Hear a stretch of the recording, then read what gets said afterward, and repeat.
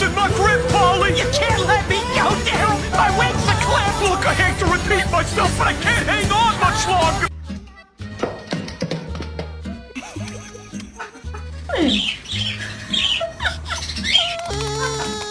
What's your New Year's resolution?